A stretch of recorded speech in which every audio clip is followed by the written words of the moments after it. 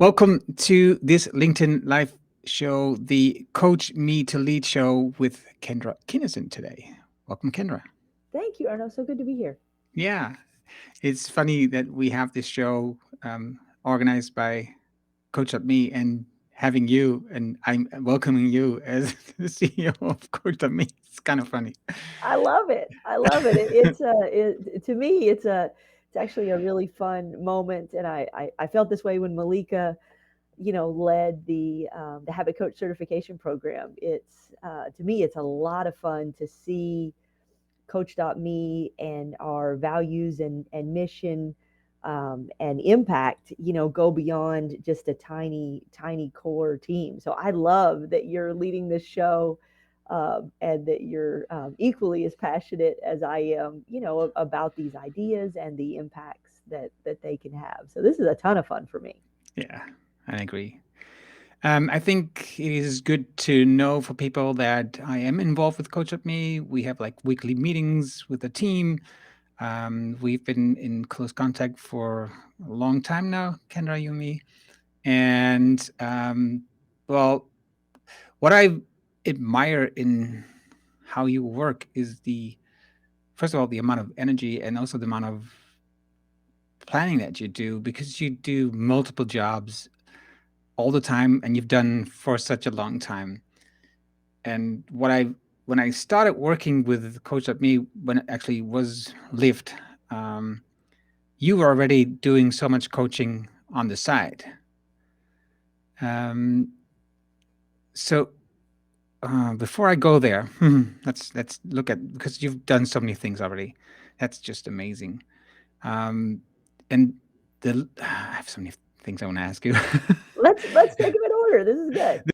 The one thing that I love is when I go to your, I think it is your Twitter profile.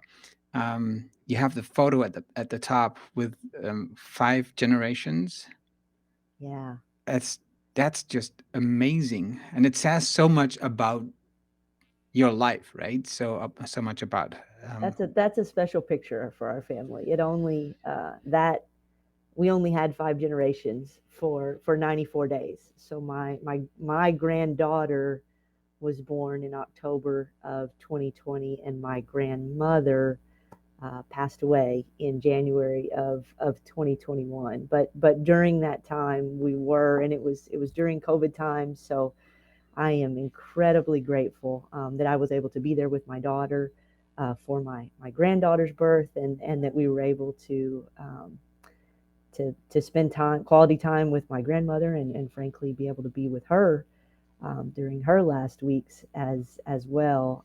That picture is very special to us, and um, just the thought of family and legacy is something that's important to me, and I think important to you, and maybe one of the values that we share is really focusing on leaving this world, or making a contribution in a way that would impact future generations in a positive way, and frankly would have them be proud of us. Would be proud of the work that we've done. And I use work in the broadest sense of the word. Just that we made choices and took actions that ultimately had positive impacts for lots of folks. But thank you for thinking of that picture. It's a I have another one on my desk here, right in front of me, and our family has a lot of girls, a lot of girls. For a little while, we have a few more boys now. I have two nephews, but for a long time, it was a lot of girls. So that's a fun picture. yeah. And I mentioned it to my daughter this weekend, and you know, it's going to be a while before we even have three generations in one picture. It's so special that you have this opportunity. You had this opportunity, and still you still have four generations that you can shoot in the picture right now. So that's just beautiful. So being a grandma and the CEO of Coach Me, it's just amazing, right? Yeah, being a grandma is the best. I'll say that to anybody. I love my daughter. She was amazing. And I love being surrounded by young people. But being a grandma, I walked in the door last night and got to see my granddaughter, and it changes everything. So plus one for all the grandmas out there. I'm Coco to her, so it's a lot of fun. I can imagine. So you've been working in a lot of different jobs and opportunities and responsibilities for all these years. Why did you choose for accounting as your the thing that you graduated in? Yeah, that's a good question. I actually had this. I was thinking of this the other day. Somebody else asked the question. I moved. My mom was sick when I was in middle school, and so we moved around quite a bit in high school, which can be challenging. But I had a really phenomenal, actually two. If I ever get to connect with them again, Mrs. Snell in at Fannondale High School and Mrs. Baker at Greenville High School. This would have been in the early '90s.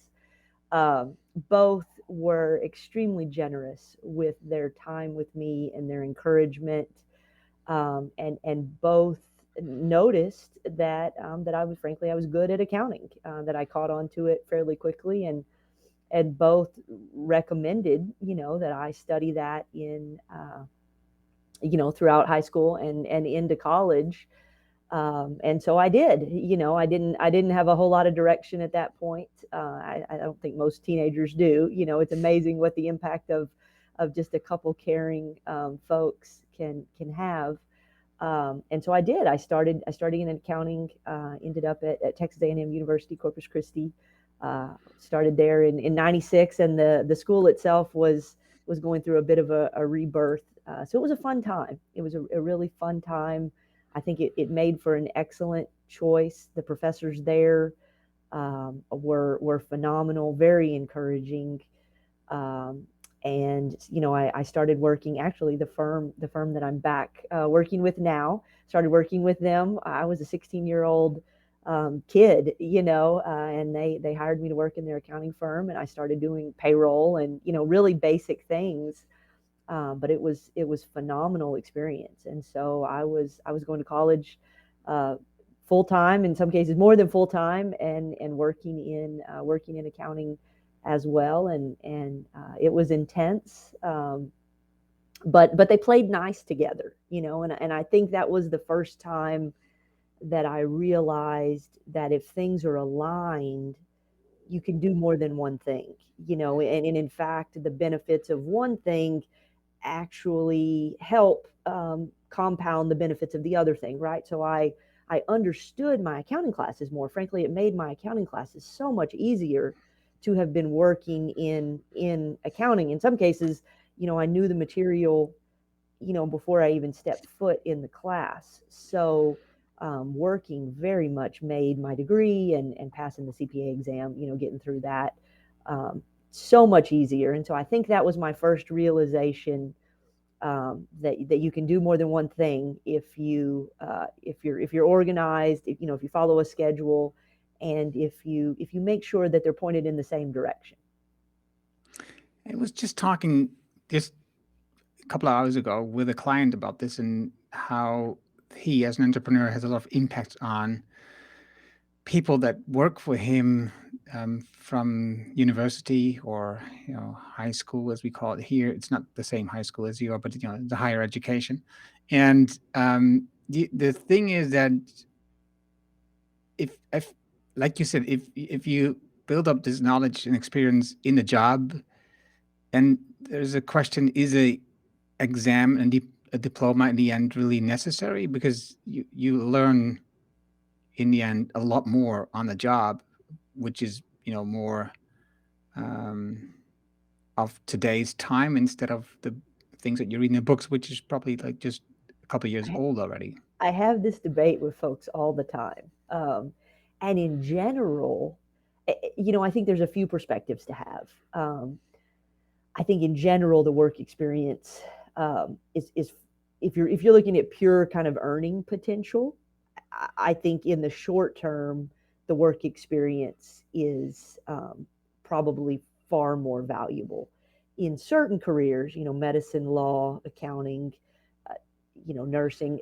There you have to have the degree or the certification, to do that. And so, to the extent folks can get the certification, and now there's so many options for what going to college or going to university looks like. In our time in the 90s, online was just, it was not an option. I remember being at the university till 9:30, 9:45, 4 nights a week to get those classes in. But nowadays, there's so many more options for getting those certifications. And so if I and I do have these conversations with young people or people looking to make a transition all the time. I think my recommendation right now, and I'll caveat this by saying it might change, but I think my recommendation right now would be to start with the work experience. Make sure that you actually enjoy Hmm. doing the work. Erno, this is something you and I talk about. We all work very hard, either by necessity or by love of what we're doing. We give so much of our lives to work. We ought to, pause for a moment and make sure that it's the type of thing that we really want to spend our days doing, or do some experiments to figure out what we really enjoy. What types of things do we enjoy. And then once you've found something that you do enjoy, that you feel like on most days you could get up and look forward to doing that work, then think about, okay, how do I get the credentials to align with my work experience, to scaffold me up. And it could look like college or university. It could look like various certification programs. It could look like starting a podcast and a website to then teach, which is in its own way a demonstration of someone's experience and excellence and mastery of a topic. So I think any of those can work. We just want to be, and maybe all of those, in a certain time. You've seen people make websites. What is it? Pat Flynn, started by making a website with study notes for, I think it was an environmental architecture exam, very nuanced exam. But I think his first business was documenting what he learned in preparation for that exam. And again, I think that's a case where 1 + 1 + 1 adds up to more than three. He's doing disparate activities, but when you really put them together and make them aligned, the impact can be significantly positive, as his example would show. But I think there are others as well. Yeah, no, 100%. And I think, yeah, the way I see it, I was just pure luck that I choose the study that I choose and that I like doing that work. That was just, you know, luck.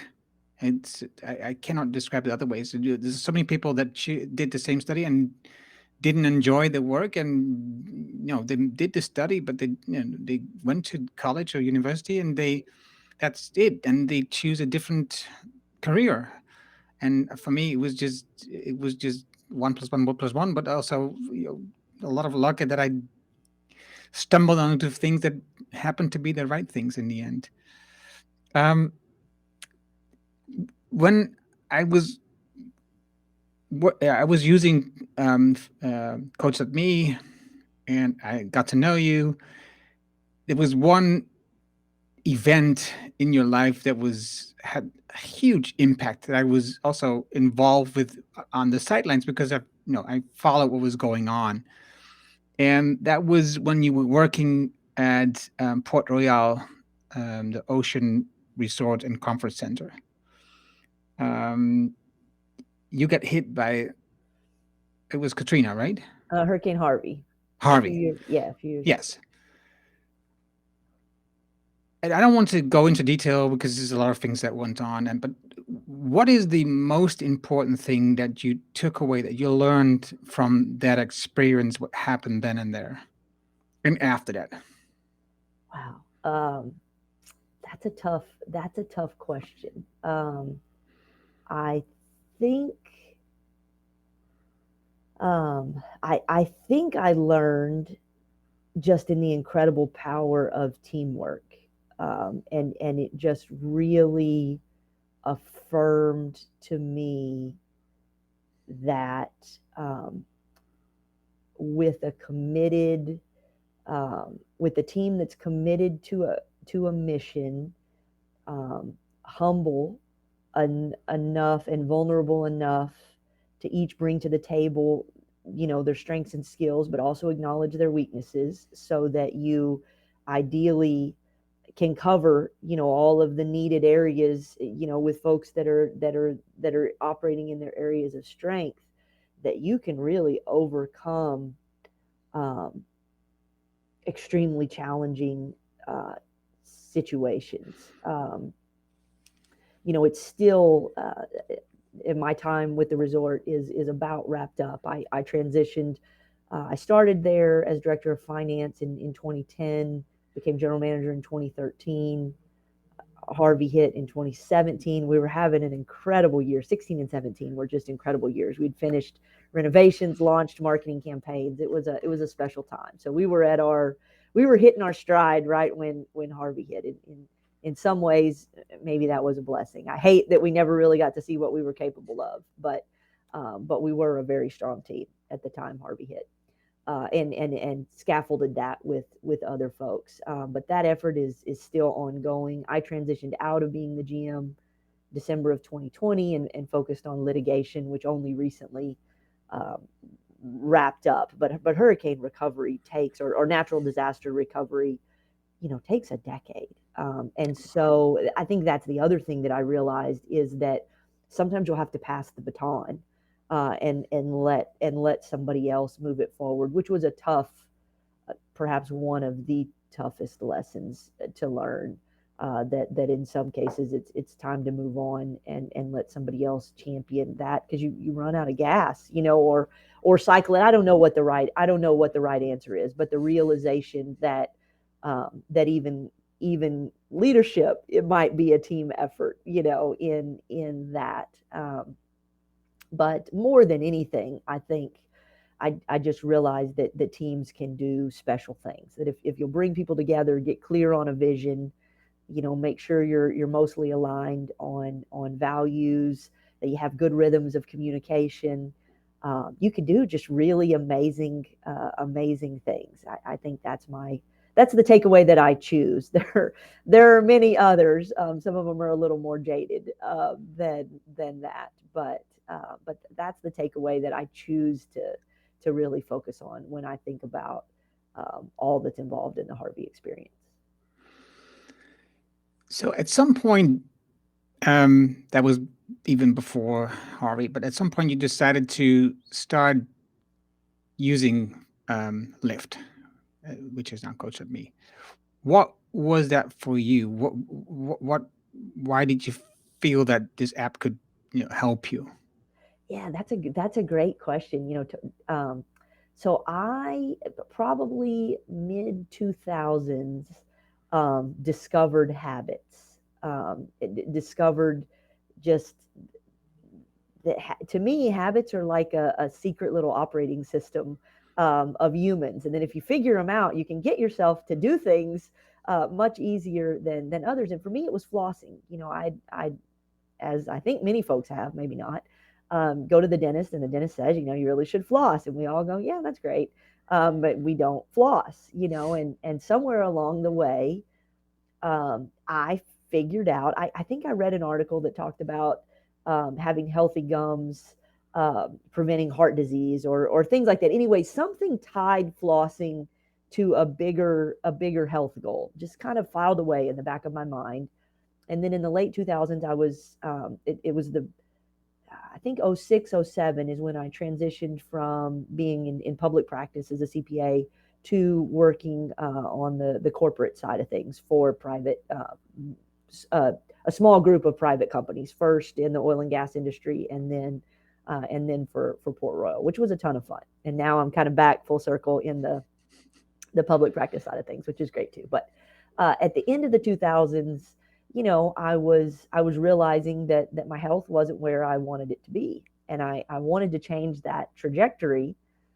And somewhere along the way, I thought, flossing would be uh, an interesting place to start. I think BJ Fogg was talking about it back then as well. There was just the zeitgeist, I guess, was talking about flossing at the time. And so that was really the first habit that I, you know, knowingly taught myself a habit and kind of broke it down. And then right about the same time, as you said, it was called Lyft back then. And I think Tim Ferriss was one of the early adoptees, and I remember hearing about it. And so I started using the app, and I had a blog and a podcast back then, and actually connected with Tony, more than a decade ago. And we were just kind of two habit nerds, excited, I think, to have a tool that encapsulated what we were learning about habit science and let us apply what we thought was just cool, tools that we could use to get ourselves to do things that we'd always struggled to do. I think for him it was certain things, and for me it was certain things, but the similarity was, we knew these were things we could do, just for whatever reason we hadn't done them consistently. And so to find a tool and a group of people in a community that were celebrating each other's streaks, and celebrating each other's wins, and also just exploring, how do you take science and make it usable? Because science is awesome. Reading the books, and I mean, you have these ahas. It's like, okay, where do I go from here? How do I take this aha and actually start applying it to my life? And for us, the Lyft app and what's become the Coachdotme app, has become that. You mentioned early on that I feel like in some ways I've lived multiple lives, and only recently, have they really merged. So I had my professional life, where I was a CPA and in corporate finance, or even corporate leadership, through a few different companies. And then I always had the coaching. It was just a parallel, and in some ways that was kind of my online life. And a few folks knew. I didn't hide it, but it just the two kind of stayed separate until recently. I guess COVID times really, all of us lived online lives, for a while, and maybe that was what I needed to kind of marry the two together. I don't think I could not be involved in habits and coaching. It's just, it's very much something I absolutely believe in. It informs so many of the other things that I do, and I think it makes me a better CPA. I think it makes me a better leader, a better advisor, because you can, if businesses and business owners have good habits, their businesses are healthier. So if we can take that same science that gets us to floss, that gets us to quote unquote do the flossing of our business, then we're going to have healthier businesses. So um, I'm much more open now about, hey, I do both, and Yeah.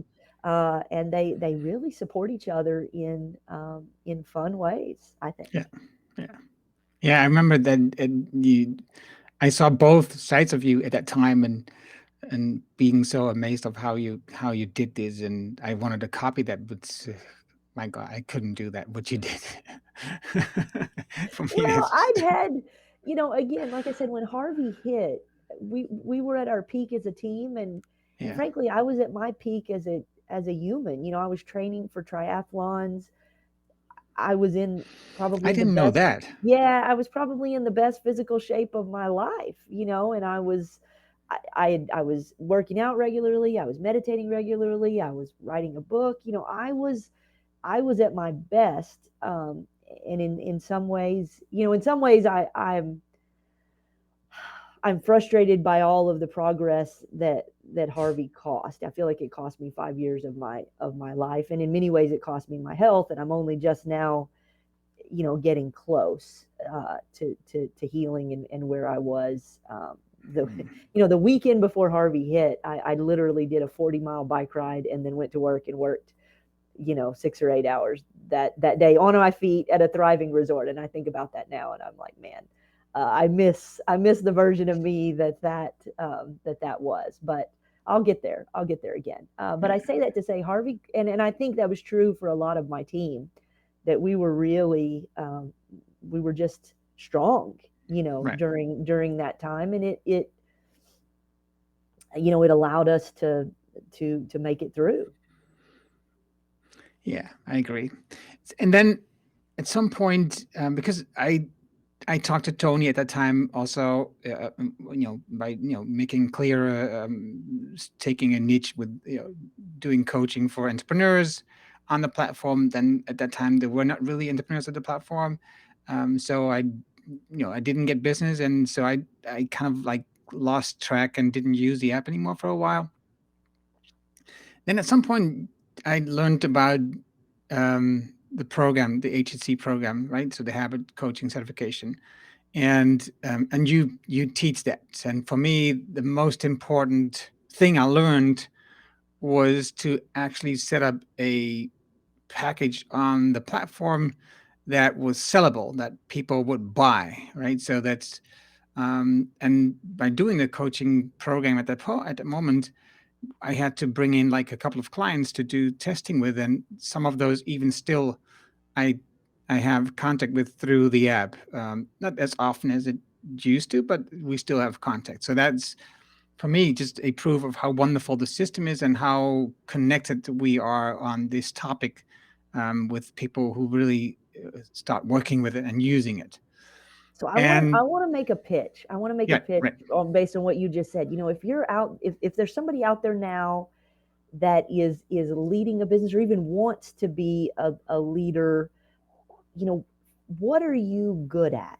What are do an inventory of what you're good at, and then go coach. Take our habit coaching certification. It's an 8-week class, um, and coach, because you will learn so much. And you'll get, as Erno just said, you'll connect with people and realize that you can have such a positive impact. I believe all of us should be coaching.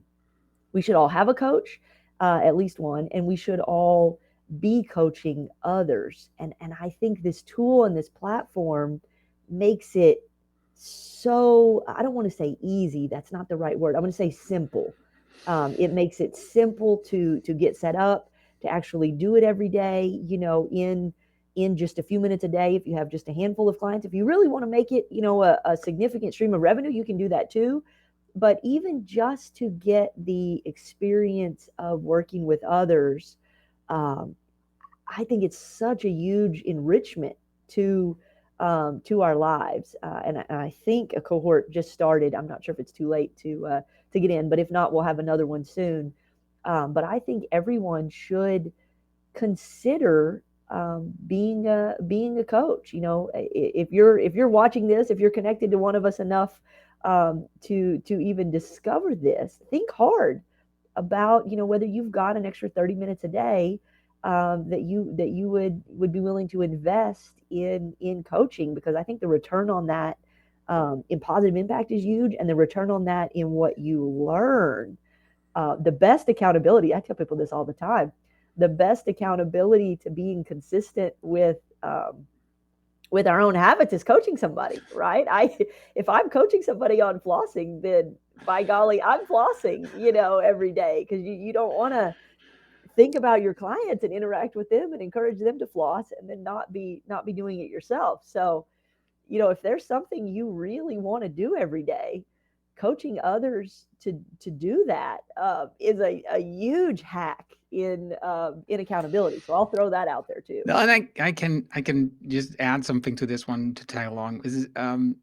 Because I remember then we had the chat and you mentioned how this cohort that you had at that moment when you trying to accomplish something, you said, well, I when I get people in the cohort and I want something accomplished, I start a program.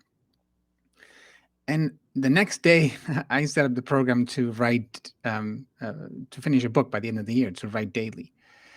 And and it was not because I wanted really to help others to do that, but it was I needed to finish my book by the end of the year, and I did. It was great working with others doing the same thing, but I did it. I finished the book that I needed to finish that was on my mind for a long time, and I think it's just a great um, um, confirmation of what you were just saying is that by helping others, you will do the best on the same habit or goal yourself too.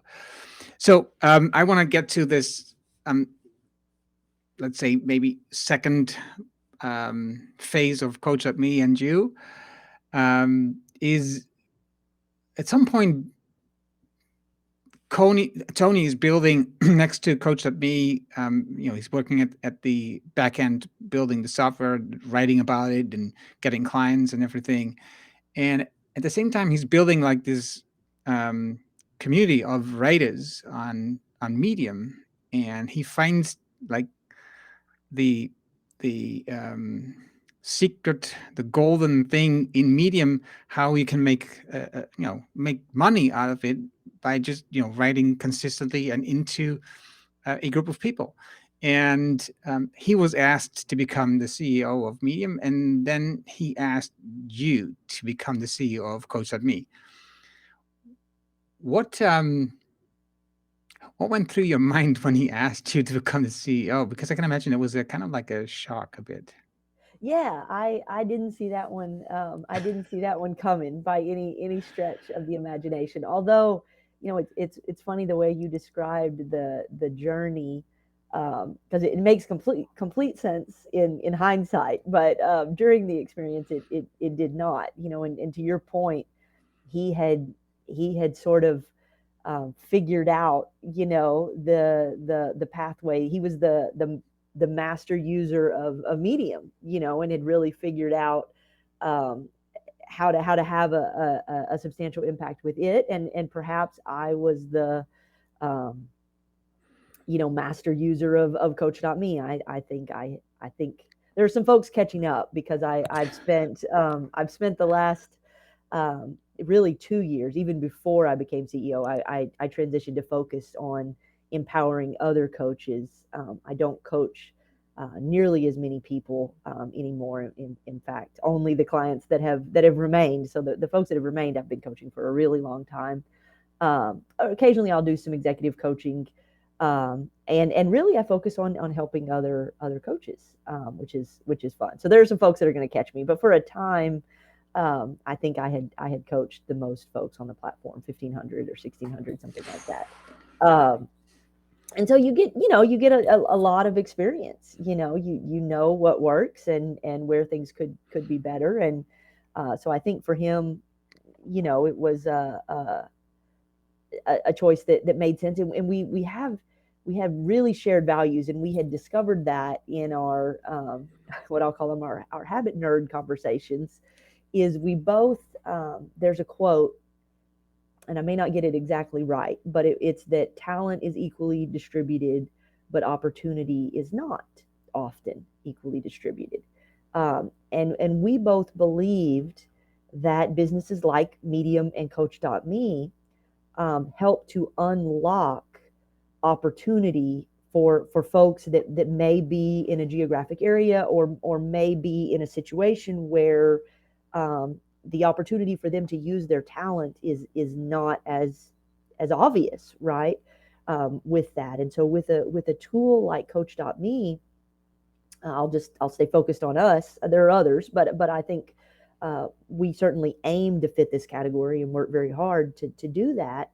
That a coach, anywhere in the world, if they've got an internet connection and a dedication, they can coach.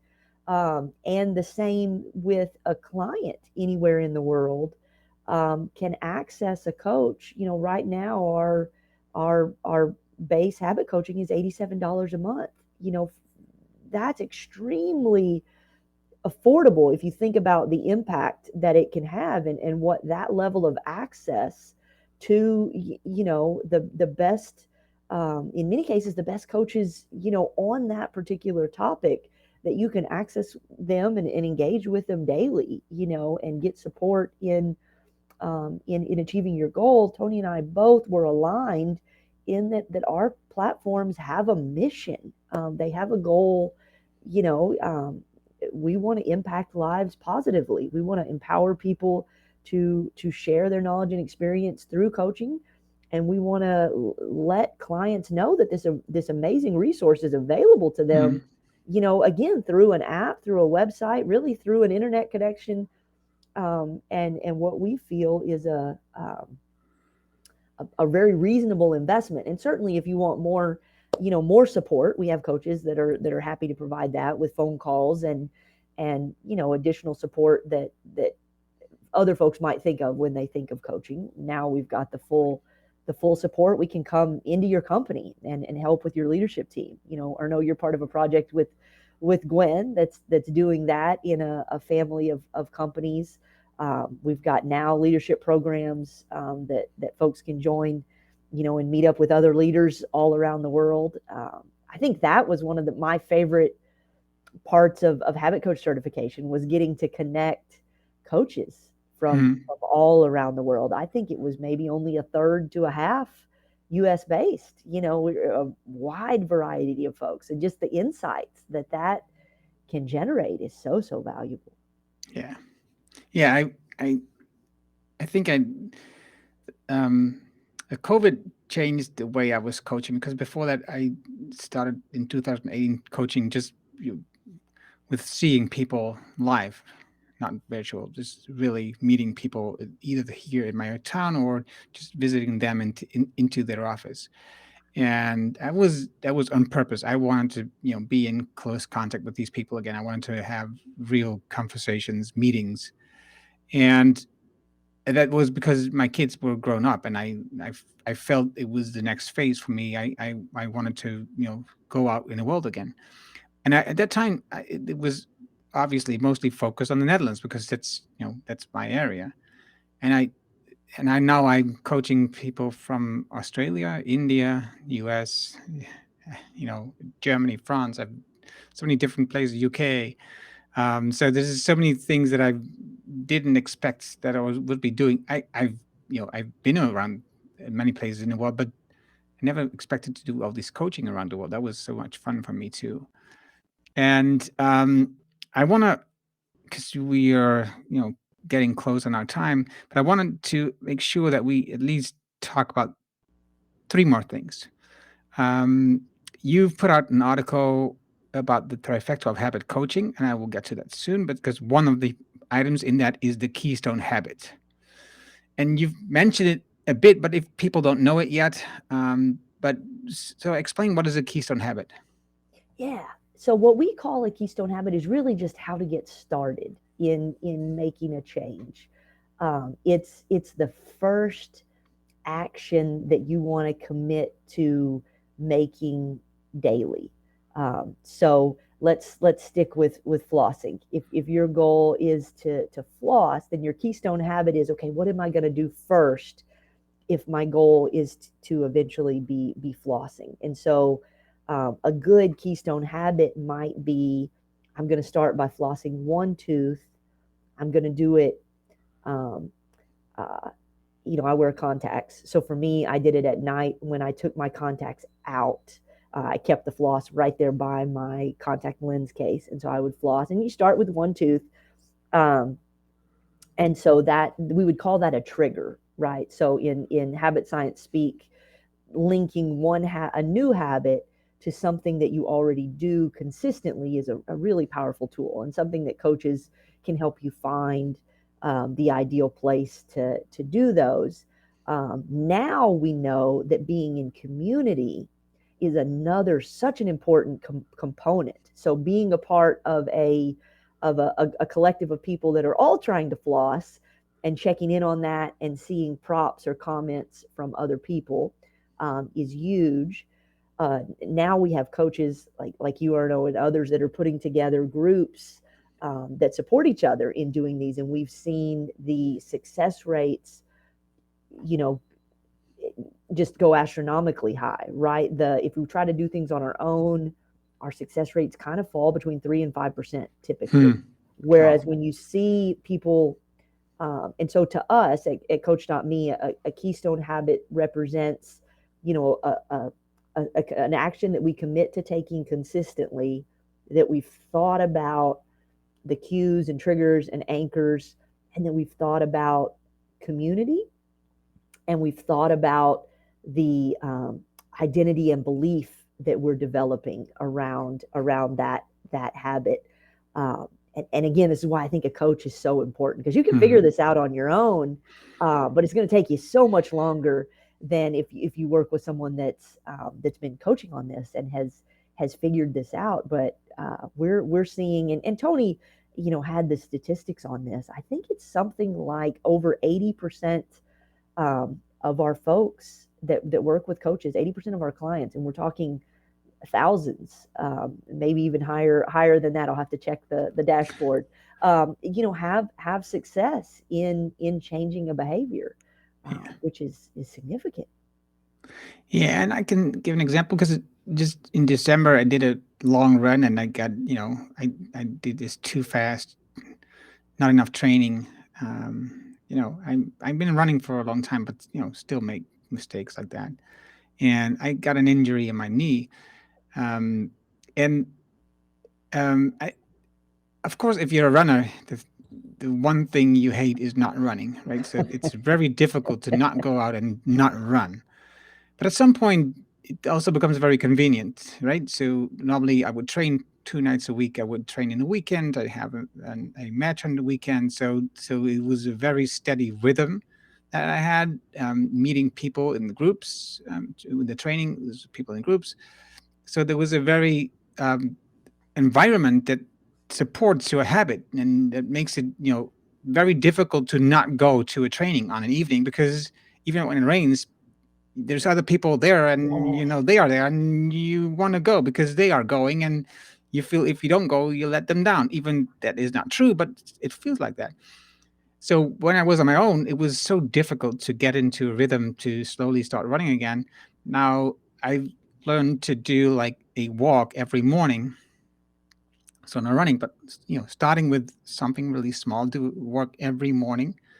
And I tried to do. I hired a coach on Coachdotme, obviously, one of the best, Megan, who in that area for sporting for running, and so that's amazing that you can hire a coach like that from overseas, and she's really very experienced in that part, and she just talks to me through the chat every day, and but still it's still difficult to get back into the rhythm and doing exercises every day with all the work that's going on. Everybody knows you're busy and you have to get it somewhere in.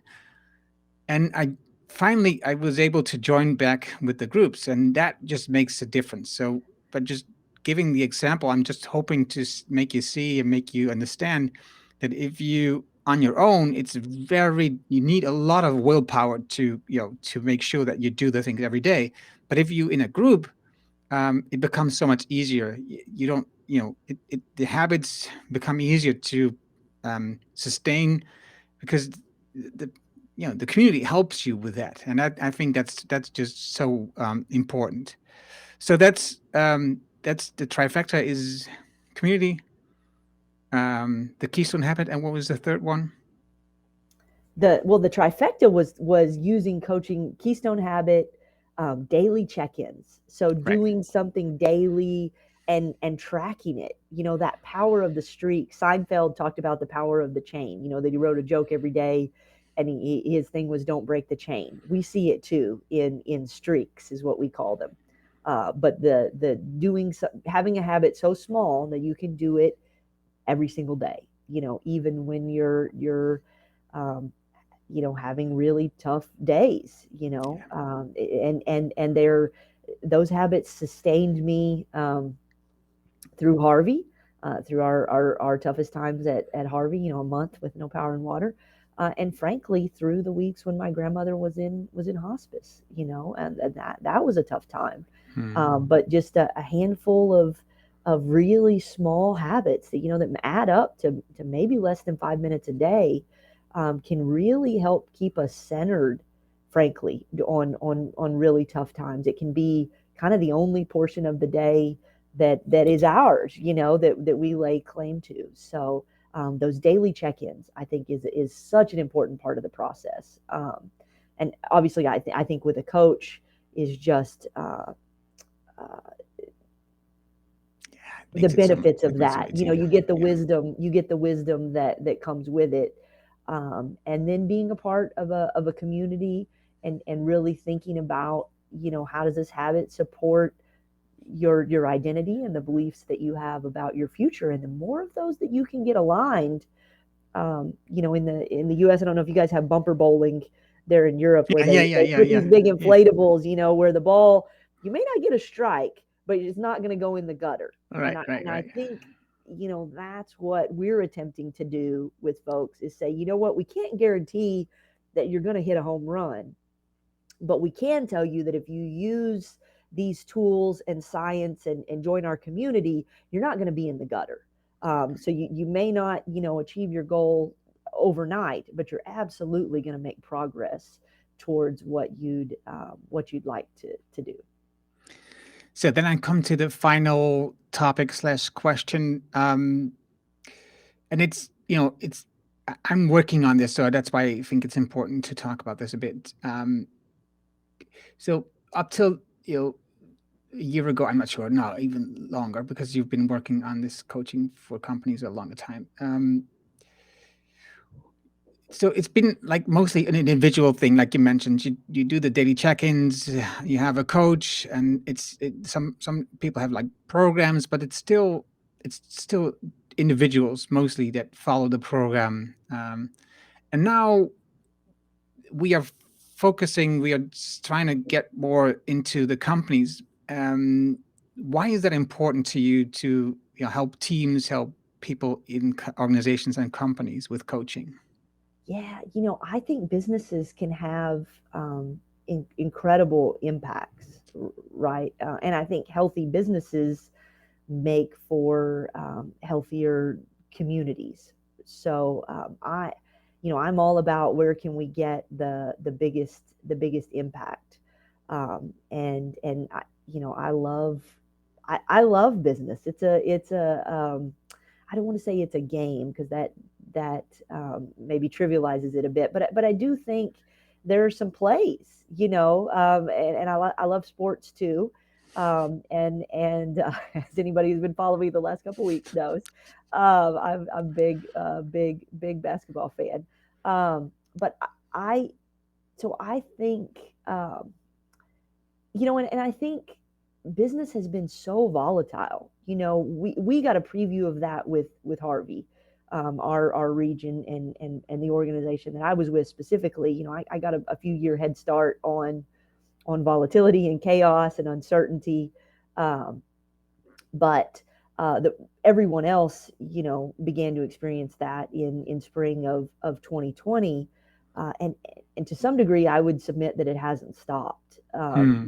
That the level of volatility is just, um, I've been working since the mid '90s, and I've never seen a period of such sustained volatility, as we have now.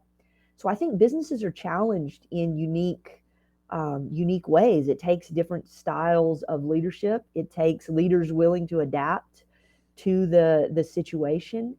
And so I absolutely think that we can improve businesses. We can give leaders, more confidence, more tools. And really, if leaders are better leaders, then the whole workforce, benefits. The communities that they're in benefit. Or no, you do a lot of work with the IDG and sustainability. We can impact our world if we can impact leaders. So to me, it's a natural place to focus attention, because I think we're equipped to do it. We've talked a little bit about Gwen. Incredible background in corporate leadership, both on the academic side with Harvard and with Fortune 50 companies. Tremendous experience with that. So we've got folks on the team. I see Ramon just chimed in. Another very tenured coach, very experienced at helping organizational leaders have an impact. So I would say what's different now is that we're qualified to do it. We've got the resources, we've got the team, we've got our systems down. We can make businesses healthier. We can help support leaders. We can help teams perform better um, at at at price points that just make sense for businesses and for time investment that makes sense. We've refined our programs so that they work with what people already have. It's not busy work that sits on top of it. And so, if you're a business owner, a business leader, even a manager, absolutely get involved in our programs. I think the quality of the coaching, the quality of the program, and the quality of the community is well worth the investment. Right, I agree. So let's see. I have this, but I think now that we talked about the communities and the programs, I don't have a link for that right now. But you can connect with Kendra and connect with her and talk to her. And if you are interested in these programs, just use the QR code you see here. You go to our profile. You can send her a message. You can go to a LinkedIn profile, send a message there. I think that's important to us, and or me, right? Same thing. If that's the other part, you can just ask me too, and I will make sure that we talk about this and connect with you. Um, I've learned again so much of you, Kendra. Thank you for that. There's one tiny question that I have. You would talk about you trained for, and I was already so happy that I ran at one point a marathon, but you trained for triathlons. Did you ever run a triathlon I did some or do small not ones. run? Do Yeah, I did. I did some small ones. My friend like a Janet. quarter? I'm trying to remember the distance, and I Right. did one. I think it was called the sprint distance. Oh wow. So I did. Now you're triggering some memories. Um, I did a half Ironman relay. So it was three folks, and I did the run at the end, which was a half marathon. 3K. Um, Yeah. and then I did. It was the Capital Tri in Austin. It's the Labor Day one. I think it had a 5 or 10 mile run at the end, so a decent sized swim, um, decent sized bike, and so not a half. My goal in life is to do a half iron. I've got a good friend Ed Cheatham that was a world Ironman referee and could probably still do them. So my goal in life is to eventually get to do a half iron. That's what I was training for before Harvey. I'm still a bit from it, and getting back to motorcycle racing would be good too. Yeah. Yeah. I kind of haven't been able to do that in a few years, but hopefully, if I can get life a little more settled, I can get back to those hobbies again. Yeah. I agree. So, what I've learned today, some of it already knew, but I think it's important to capture for you as a listener is, of course, the trifecta of habit coaching. That's so interesting. The keystone habit idea, and with you, really taking off with the flossing the one tooth, which is amazing that this whole thing came from that, right? But also, being able to start your coaching business in a completely new direction next to your other job that you have. That's one thing. But also, if you work in a company and you think about coaching the people inside your company, and you need help for that. So there's so many opportunities. And like you just said, I listened to a podcast. I forgot the name of the podcast, but same thing. They talked about. I believe that everybody needs a coach, right? So, and at the same time, we should coach at least one person so that we know. Um, if you coach someone or train someone, teach someone, you'll learn so much more about the topic than by just doing it yourself. So it's a really great opportunity to do this. So I thank you for listening. Um, if you want to, follow more of these conversations every Friday, 9 a.m. Central. Now it's a bit different, but normally it's that time, and 4 p.m. Central European time. And because next week we will be at that time schedule again because of these crazy daylight Time saving adjustment. time, yeah, issues that always happen. And the video of this will be on the blog.coach.me by Monday. And also the audio will be on every podcast thing that you have. So thank you for listening. Thank you for watching. And thank you, Kendra. Thank you, Erno. This has been fabulous, and thanks to the folks that tuned in with questions and comments. It's a lot of fun. Appreciate y'all. Thank you.